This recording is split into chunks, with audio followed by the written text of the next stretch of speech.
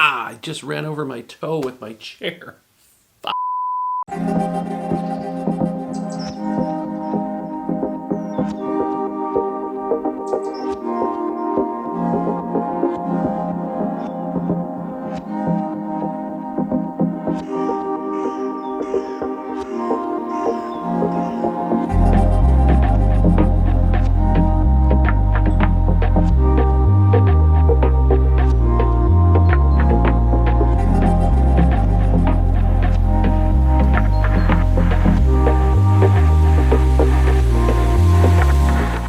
All right, minor toe injury aside, how's everybody doing? I'm back. I'm not wearing glasses anymore. I finally had my eye surgery.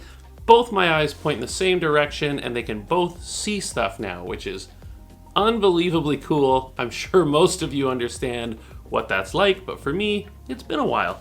I'm back with another review of a camera that nobody has been asking about, and nobody should be asking about, and that nobody wants because it's a piece of crap. It's the Hanimex 35 SE. Now, this camera, I believe, was my grandfather's. I got it from my mom. It might have been hers. I'm not entirely sure the history of this camera, but it's a special little camera, and I don't mean that in the good way. So if you've been in the camera world for a while, especially in the film camera world, and you've been looking for lenses and whatever on eBay, you've probably seen the name Hanimex turn up before. Now, Hanimex is a company that was founded in the late 1940s in Australia and New Zealand. They were an electronics and other stuff importing company, and they would generally rebrand other companies' stuff with the Hanimex name. This camera, for instance, I believe is a Helena 300, just rebranded. It's all plastic. It's, that really good 80s plastic that looks brand new still for some reason. It's got a plastic triplet lens, so the lens is optical plastic, and it says it's f5.6 on the front, which is very slow, but in reality, it's actually slower than that. The f5.6 is only when the batteries are in the camera and the flash is turned on that it opens up to 5.6.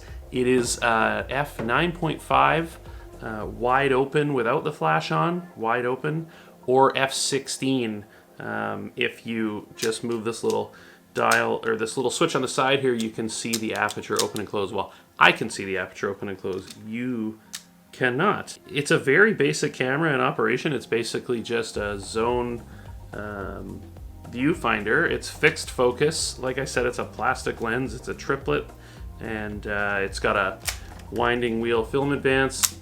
Pretty basic shutter. It sort of copies the look of a rangefinder camera, but it certainly is not a rangefinder in any sense of the word. And I had shot with this camera previously, maybe 3 or 4 years ago. I shot some, I think, Fuji 400, Fuji Xperia 400 color negative film, and the results were terrible. They were so bad. And I don't know what made me want to shoot with it again. I threw a roll of Rollei RPX 100 black and white film in this thing a couple of weeks ago and went for a family walk at a big local park and just hammered through the roll. The results were pretty surprising, to be honest. I think they ended up a lot sharper than I remember this thing being, and pretty contrasty for a plastic lens. And I'll put some of the photos up here as I'm talking, but I'm surprised. I was very surprised. I developed the roll at home in Ilfosol 3 and didn't do any special developing to it, just followed the manufacturer's recommendations for that developer with this film, and the results I got were pretty impressive. So yeah, would I recommend this camera to anybody? No, it's awful, but it just goes to show that some of these weird little cheap cameras you can actually get some pretty interesting results out of that aren't really that bad. So I don't know what that means for other cameras, but a plastic lens and a plastic camera can produce pretty good results in the right lighting conditions. This thing needs bright light to be any good. Like, it basically has to be a really sunny day, especially when I was using 100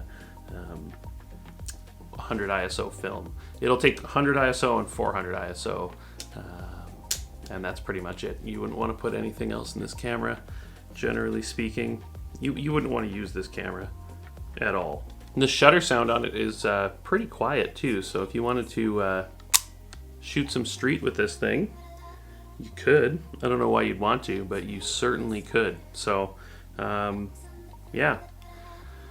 Hanimex 35 SE. It is easily the biggest piece of junk that I own, but it delivers better results than a couple of other cameras that I own that are supposed to be like these really good point and shoot cameras, at least with black and white film in really bright light. I found the results from this camera, you guys are gonna love me for this, but I found them better than my Olympus XA2, and I also found them better than an Olympus Stylus Epic Zoom 80 that I have.